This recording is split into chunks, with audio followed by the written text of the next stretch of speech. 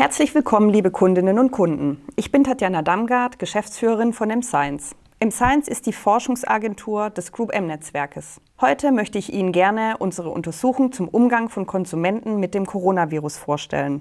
In unserer Untersuchung Facts and Feelings Covid-19 sind wir der Frage nachgegangen, wie die Konsumenten mit der Corona-Krise umgehen und welche Auswirkungen sie auf ihren Alltag hat.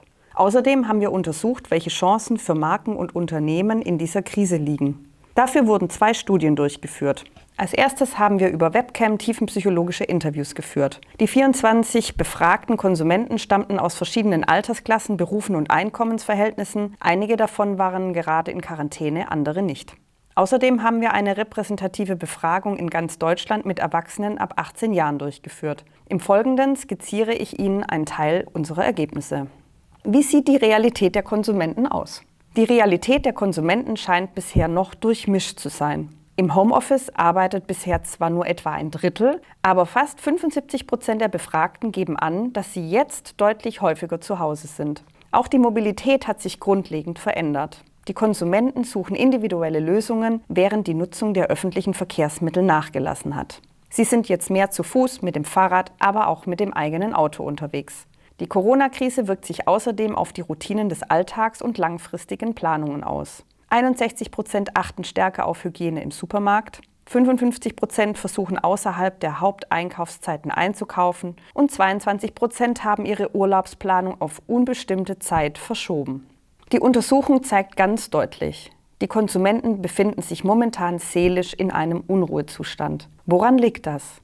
Die Konsumenten sind einerseits zu Hause stillgelegt. Mit dem Tagesablauf lösen sich auch vertraute Strukturen auf. Gelernte Werte sind hinfällig und Selbstverständliches ist nicht mehr gültig. Freizeitangebote sind weggebrochen, die Menschen verlassen kaum noch das Haus. 83% geben an, persönliche soziale Kontakte zu meiden. Dieser ungewohnte Stillstand wirft die Menschen auf sich selbst zurück. Und das fühlt sich nicht immer gut an. Gleichzeitig müssen sie sich auch ständig an die rasend schnelle Entwicklung anpassen. Die neue Situation ruft Ängste und Unsicherheiten hervor. 63% der Befragten sind besorgt, 36% haben sogar Angst. Unsere Untersuchung hat gezeigt, dass sich diese Ängste mehr auf die wirtschaftlichen Folgen der Krise beziehen als auf die Krankheit selbst. Und für 29% hat sich die wirtschaftliche Lage auch bereits verschlechtert. Im Laufe der Krise werden die Sorgen um den Arbeitsplatz eher noch an Bedeutung zunehmen. All das führt dazu, dass die Konsumenten sich in einer enormen inneren Aufruhr befinden. Dieser Unruhezustand ist eine echte Chance für Unternehmen, Stellung zu beziehen. In unsicheren Zeiten suchen die Menschen nach seelischem Ausgleich. Und Marken und Unternehmen können hier Stabilität und Guidance bieten.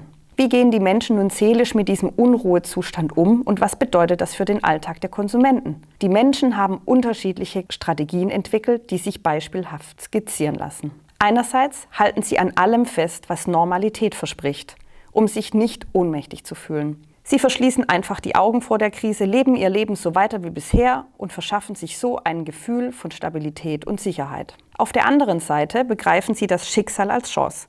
Sie sehen neue Wege im Umgang mit der Krise und finden auch durchaus positive Seiten. Das mindert den gefühlten Druck. Einerseits entwickeln sie einen neuen Egoismus, andererseits ordnen sie sich aber auch der Moral der Gesellschaft unter und finden so einen neuen Sinn und Orientierung. Was heißt das jetzt alles für Unternehmen und Marken?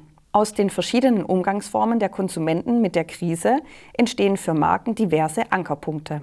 Sie müssen sich in ihrer Kommunikation jetzt an den gerade dargestellten seelischen Strategien der Konsumenten orientieren. Genauer gesagt, Marken müssen Konsumenten, die an der Normalität festhalten, um Sicherheit zu spüren, jetzt als Fels in der Brandung auftreten und ihnen Inseln zur Flucht anbieten. Inseln zur Flucht kann besonders gut die Entertainment-Branche liefern und alle Marken, deren Produkte den Konsumenten jegliche Art von Genuss versprechen.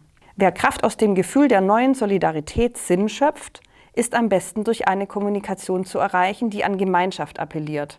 Dies bietet sich an für Versicherungen, aber auch Unternehmen, die Gesellschaftsspiele oder Bioprodukte anbieten. Konsumenten, die die Krise als Chance sehen, um neue Wege zu gehen, erreichen Marken jetzt, indem sie eben diese neuen Wege aufzeigen. Über Apps, YouTube, Pinterest und Instagram können sie inspirierende Inhalte liefern. Das bietet sich zum Beispiel an für Produkte aus dem Bereich Ernährung, Sport oder auch Bildung. Eine Social Listening-Analyse von M-Science zeigt, dass Unternehmen die Situation bereits ernst nehmen und ihre Tonalität anpassen. Viele der großen DAX-Unternehmen verwenden in ihrer Kommunikation die Hashtags Flatten the Curve und Stay at Home. Bayer nutzt beispielsweise passend zur Marke noch Stay Healthy und Stay Safe. Und viele aktuelle Hashtags spiegeln die Tonalität, Verantwortung übernehmen, Solidarität zeigen und Gemeinschaftlichkeit bereits wider.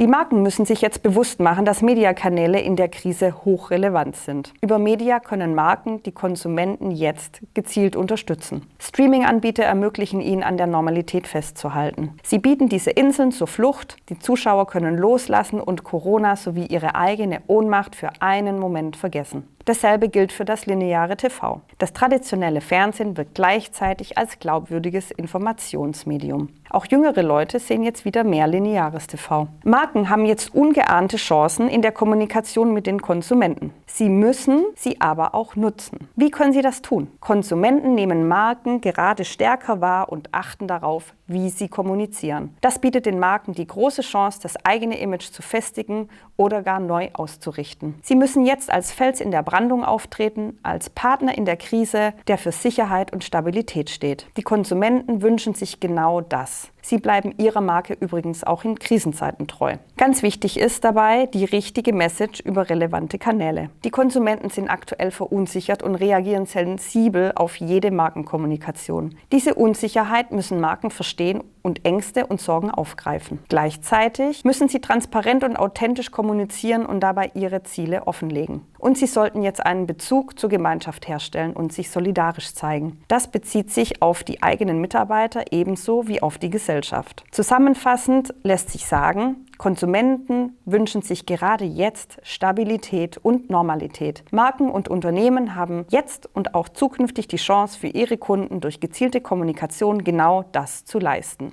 Den Download-Link zum Beitrag dazu finden Sie in der Beschreibung unter diesem Video.